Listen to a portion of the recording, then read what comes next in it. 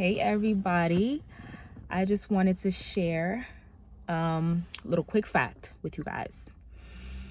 And what I'm about to say isn't going to be very popular because it's something that, like a lot of people just don't really think about. So there's a difference between knowing God and actually having relationship with God. There's a difference between knowing about God and then actually having a relationship with God. The same sense, there's a difference between loving someone and actually like having true intimacy with a person. There's a difference between being in a relationship because of the title and having intimacy in your relationship.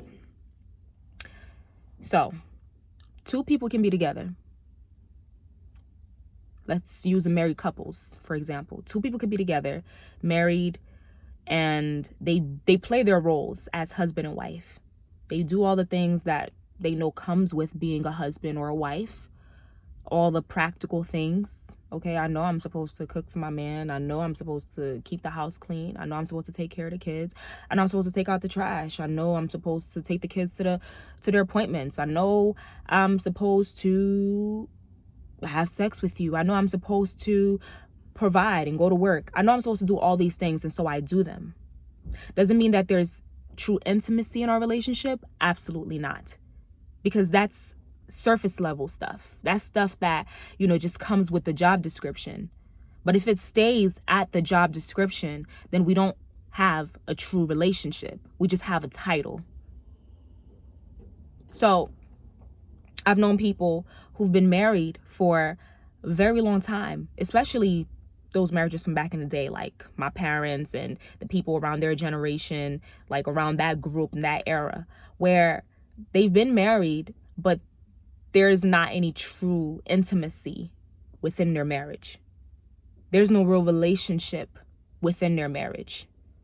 And I run across a lot of the people from that era, like people who can be my parents, who are of the age bracket that they can be my parents, who still think in that old school mindset, especially in like the other countries like Haiti, Africa, those other countries, where they feel that a marriage is as long as he can take care of you, as long as he's paying the bills, what are you complaining about? That's your husband. Go ahead and marry him. Like, well, I can cook, I can clean, I can take care of the kids. I'm a good wife. Like, you should marry me. And so they still hold on, or that's how at least they were brought up, where they held on to that mindset of feeling like marriage is what you can do for me and what I can do for you. And if we can provide each other's needs, fulfill each other's needs, then why not? They left out the relationship part of it. And this is not for all of them, but a good majority of them. A lot of people got married out of necessity. A lot of people got married out of just because. Why not? Why not? They didn't really get married because they truly, genuinely feel that they belong together, that they share this bond. And so as this new generation of millennials, we're breaking a lot of those glass ceilings. We're not necessarily going in the right direction, but at least we're breaking the glass ceilings of marrying out of necessity. Majority of us, right? Just marrying somebody just because they can work and they make money and they can do this and they can provide, or marrying a woman just because she can take care of the house, or because whatever. Like, a lot has changed. But even in these new millennial type of relationships now, I still find that a lot of people are still together and there is no real intimacy. There is no real relationship in their relationship, in their situation. And so all of this came about to me because I will, as I think about the type of person that I want to share my life with, romantically, I don't ask for much, but the few things that I ask for weigh a lot. For example, one of the number one, if not the number one thing that's on my list is your relationship with God, a man's relationship with God.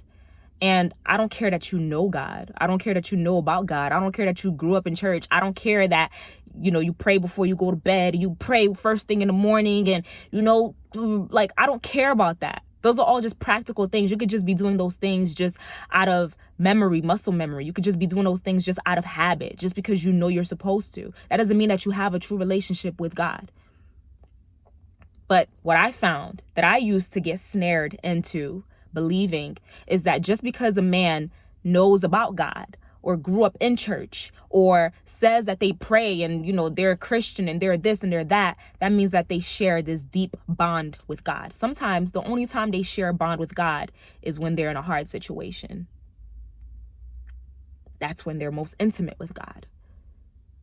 See, what I'm looking for is somebody who has real relationship, real intimacy with God, where don't nobody have to spoon feed you to know how to spend time with him, making intentional time with him throughout your day. And I don't have a list of like, oh, he needs to crack his Bible open every day and he needs to this and he needs to pray before we go to bed and pray when he wakes up and he needs to go to church every Sunday and this and that. I don't have that list, but I have an image of what someone who has relationship with God looks like. And I can read through it, through a person in that sense fairly quickly and fairly easily. And it doesn't mean that, oh, I'm so holy and I'm so sanctified. Like, no. But it's just one of those things that's very important to me. So I make it a priority to make sure that I'm able to see through whatever version of me that they're trying to sell. I mean, whatever version of themselves they're trying to sell to me. Pardon me. I'm not, whatever people tell me, that's cool. I'll take it into consideration. Oh yeah, I know God. Oh yeah, I definitely believe in God. Oh yeah, I definitely. And there's no relationship between them and God. Or the only time that they really set out real time for God is when they're in a tough spot, when, they'll talk to God on their drive to and from a place when there's something heavy weighing down on them, when a situation forces them. That's not real relationship. And don't get me wrong, sometimes those things occur, sometimes like God calls you and God will do things to get your attention. And it's in those moments where you got to shut the noise of the world out. I'm not saying that, whatever, but I was just speaking from my preference, right? My preferences and the things that I desire. So I just wanted to show the juxtaposition between the two, how relationship with God, true intimacy, true relationship with God is very similar to true relationship and intimacy with a significant other. And if we're going to go through certain lengths to be with a person, to share life with a person, why can't we devote that same type of energy when it comes to our Father? It's not that hard. When you like somebody, you want to be with them, you try and make it work. You do all these things. You set aside time, you blah, blah, blah. Otherwise, you're just wasting your time. If you just being very casual about it, then that's on you. So now in the same sense, when it comes to your relationship with God, you got to make sure that you're setting intentional time. And if, it's just something, whether it's on your drive, whether it's when you're in the shower, whether it's, just before you go to bed, like whatever it is, you gotta have that moment of intimacy. And it doesn't have to be the same every single day. You gotta make sure that you just are able to make time for him in that day in whatever way that looks like. And that you don't just hear from God whenever you're going through a tough time. Whenever, you're down and out and you just need to hear a word from him and this, that, and the third. So I just want you guys to see that the difference between being in a relationship and having true intimacy. Being in a relationship just usually means a title in most cases, right? We have the title that we're in a relationship, we're friends. So we're in a relationship. We have a friendship. But are we good friends? Are we loyal friends?